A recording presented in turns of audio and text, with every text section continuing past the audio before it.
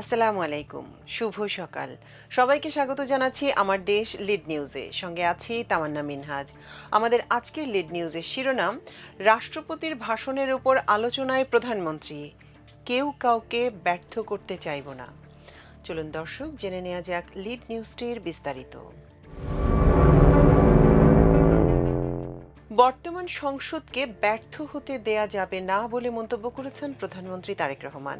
তিনি বলেন, বর্তমান সংসদ হবে এমন সংসদ যা বাংলাদেশের অতীতে কখনো হয়নি। এই সংসদে আমরা উভয় পক্ষ দেশের স্বার্থে একসঙ্গে কাজ করব। উভয় পক্ষ কেউ কাউকে ব্যর্থ করতে চাইব না। আমরা ব্যর্থ হলে বাংলাদেশ ব্যর্থ হয়ে যাবে। এই সংসদের কেউ আমরা শয়নে স্বপনে ব্যর্থ বাংলাদেশ দেখতে চাই না। গতকাল বৃহস্পতিবার রাষ্ট্রপতির ভাষণের উপর আনা ধন্যবাদ প্রস্তাব ও ত্রয়োদশ সংসদের প্রথম অধিবেশনের সমাপনী বক্তব্যে তিনি এসব কথা বলেন। প্রধানমন্ত্রীর বক্তব্যের পর রাষ্ট্রপতির ভাষণের উপর আনা ধন্যবাদ প্রস্তাব কণ্ঠ ভোটে সংসদে গৃহীত হয়। তবে বিরোধী দল এতে না ভোট দিয়েছে।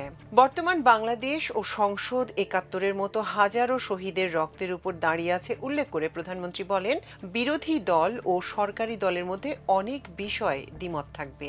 আমরা ডিবেট করব, আলাপ করব, আলোচনা করব, বসবো, কথা বলবো, কিন্তু কোনোভাবেই এই সংসদকে ব্যর্থ হতে দেয়া যাবে না। অতীতে আমরা সরকারকে ব্যর্থ করে দিতে ১৭৩ দিন হরতাল ডাকতে দেখেছি। কেউ কি বুকে হাত দিয়ে বলতে পারবেন এতে দেশের ক্ষতি হয়নি?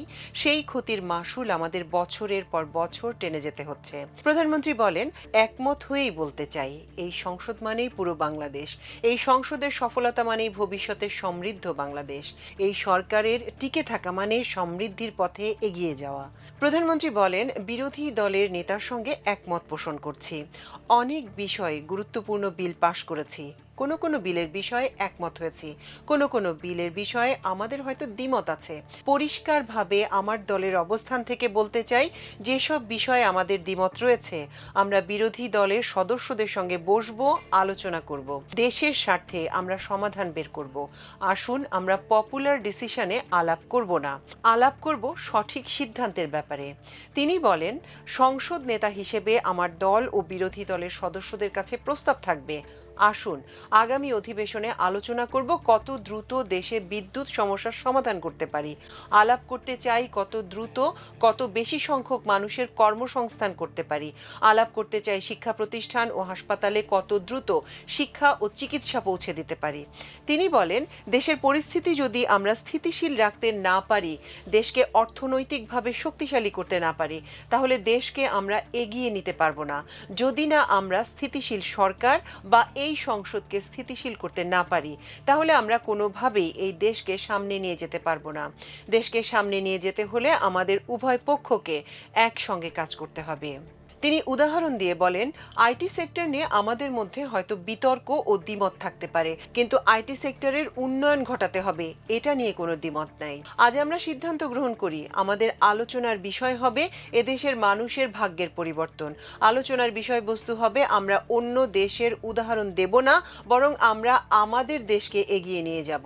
প্রধানমন্ত্রী বলেন, পৃথিবীর সব দেশে গণতন্ত্রের স্বীকৃত বিষয় হচ্ছে অ্যাগ্রি করার জন্যই ডিসঅ্যাগ্রি। আজ জুলাই সনদ নিয়ে অনেক কথা হয়েছে, সে বিতর্কে আমি যাব না, কারণ আমাদের লক্ষ্য, উদ্দেশ্য ও গন্তব্যের কথা বলেছি। জিডিপির বড় অংশ শিক্ষা ও স্বাস্থ্য খাতে ব্যয় করা হবে বলে জানান তিনি। প্রধানমন্ত্রী আরও বলেন, বিরোধী দল ও আমাদের লক্ষ্য এক, আমাদের উদ্দেশ্য এক, আমাদের গন্তব্য এক। আমাদের লক্ষ্য হচ্ছে বাংলাদেশের মানুষ, উদ্দেশ্য হচ্ছে সমৃদ্ধশালী বাংলাদেশ, আর গন্তব্য হচ্ছে একটি স্বনির্ভর, নিরাপদ ও আত্মনির্ভরশীল বাংলাদেশ। প্রধানমন্ত্রী তারেক রহমান বলেন, এই সংসদের দিকে সমগ্র বাংলাদেশ তাকিয়ে আছে। পৃথিবীর প্রতিটি কর্নারে যেখানে বাংলাদেশি আছে, তারা দৃঢ় প্রত্যাশা ও আশা নিয়ে সংসদের দিকে তাকিয়ে আছে। তিনি বলেন, বাংলাদেশের মানুষের আকাঙ্ক্ষা ছিল মানুষ মুক্তভাবে কথা বলতে পারবে, নিজেদের মতামত প্রকাশ করতে পারবে, তাদের প্রত্যাশা ছিল যোগ্যতা অনুযায়ী কর্মসংস্থানের ব্যবস্থা করতে পারবে। সংসদ নেতা বলেন, আমরা সরকার গঠনের পরে কৃষক ভাইদের পাশে দাঁড়ানোর চেষ্টা করেছি। আমরা কৃষক কার্ড দেয়া শুরু করেছি। আমরা সব ধরনের কৃষকের কাছে পৌঁছাতে চাই। আমরা শিক্ষাঙ্গনগুলোর অবস্থা পরিবর্তন চাই। রাজনৈতিক কারণে আমাকে বহু বছর ব্রিটেনে থাকতে হয়েছে। সেখানকার শিক্ষা প্রতিষ্ঠান দেখে মনে হয়েছে, আমার দেশের স্কুলগুলো কেন এমন হতে পারে না। সেখানকার শিক্ষার্থীদের দেখে মনে হতো, আমার দেশের প্রাইমারি স্কুলের শিশুরা কবে এভাবে স্কুলে যাবে। সে বিবেচনায় আমরা সিদ্ধান্ত নিয়েছি প্রাথমিক বিদ্যালয়ের শিক্ষার্থীদের পর্যায়ক্রমে স্কুলের ব্যাগ, ড্রেস ও জুতা সরবরাহ করব। শিক্ষাঙ্গনের পরিবেশ নিয়ে বিরোধী দলীয় নেতার উদ্বেগের জবাবে প্রধানমন্ত্রী তারেক রহমান বলেন, বিরোধী দলীয় নেতা এখানে ওনার কনসার্ন ব্যক্ত করেছেন। আমিও এদেশের শিক্ষা প্রতিষ্ঠানে পড়েছি। 90-এ স্বৈরাচার বিরোধী আন্দোলনের ডামাডোলের মধ্যে শিক্ষাঙ্গনে পড়েছিলাম। দুই একবার সিরিয়াস অবস্থার মধ্যেও পড়ে গিয়েছিলাম। স্বাভাবিকভাবে আমি চাই আমার দেশের সন্তানরা একটি সুন্দর পরিবেশে লেখাপড়া করুক। প্রধানমন্ত্রী বলেন, বৈশ্বিক পরিস্থিতিতে আমরা দেখেছি বিশ্বের প্রত্যেক দেশ মধ্যপ্রাচ্যে যে ক্রাইসিস যাচ্ছে, যে যুদ্ধাবস্থা, তার কারণে প্রতিটি দেশ জ্বালানি সমস্যার সম্মুখীন হয়েছে। এর তাপ হয়তো বাংলাদেশেও লেগেছে। এজন্য বাংলাদেশের মানুষ কিছুদিন কষ্টও পেয়েছে। সেদিন বিরোধী দলের পক্ষ থেকে একসঙ্গে বসে সুরাহা বের করার যে প্রস্তাব দেওয়া হয়েছিল, সে বিষয়ে আমরা যৌথভাবে কমিটি গঠন করেছি। এ ব্যাপারে আলোচনা করে সিদ্ধান্ত নেয়ার, যাতে দেশের মানুষ স্বস্তিতে থাকতে পারে। আমার মনে হয় আমরা আজও এই সমস্যার সমাধানও উভয় পক্ষ একসঙ্গে বসে নিশ্চয়ই বের করতে সক্ষম হব। নারী উন্নয়নে বিএনপির বিগত আমলে নেয়া পদক্ষেপের কথা তুলে ধরে তারেক রহমান বলেন, দেশে থাকাকালে দলীয় রাজনৈতিক কারণে বিভিন্ন অঞ্চল সফর করেছি। তখন মনে হয়েছে জনসংখ্যার অর্ধেককে পেছনে ফেলে উন্নয়ন সম্ভব নয়। দেশ গঠনে যাতে নারী সমাজ ভূমিকা রাখতে পারে, সেজন্য আমরা ডিগ্রি পর্যন্ত শিক্ষা ব্যবস্থা ফ্রি করব। রাষ্ট্রপতির ভাষণের উপর আলোচনায় অংশ নিয়ে বিএনপির মহাসচিব ও এলজিআরডি মন্ত্রী মির্জা ফখরুল ইসলাম আলমগীর বলেন, সংবিধানকে কেটে ছেটে একরকম ছেঁড়া পাতায় পরিণত করা হয়েছে। তারপরও এই সংবিধান আমাদের সংবিধান। এই সংবিধানের জন্য যুদ্ধ করেছি, লড়াই করেছি। এটি একটি স্বাধীন বাংলাদেশের সংবিধান। এই সংবিধান আমাদের অস্তিত্বের সঙ্গে জড়িত। তিনি বলেন, রাষ্ট্রপতি কোনো ব্যক্তি নন, তিনি একটি প্রতিষ্ঠান। সেই প্রতিষ্ঠানকেই আমরা রক্ষা করেছি। কারণ 5ই আগস্টের পর যদি এই রাষ্ট্রপতি না থাকতেন, তাহলে এই রাষ্ট্রে একটি অরাজকতা, একটি নৈরাজ্য সৃষ্টি হতো। তখন দেশ জাতিকে রক্ষা করতে পারতাম কিনা তাতে সন্দেহ আছে। এলজিআরডি মন্ত্রী বলেন, এখানে লন্ডনে সভা নিয়ে নাকি বিদ্রূপ করে বলা হয়েছে সেখানে কোনো ষড়যন্ত্র বা চক্রান্ত হয়েছে। ওই লন্ডন বৈঠক হয়েছিল বলে আমরা এখানে আছি। ওই লন্ডন বৈঠকেই প্রধান উপদেষ্টা রাজি হয়েছিলেন যে ফেব্রুয়ারির মধ্যে নির্বাচন দেবেন।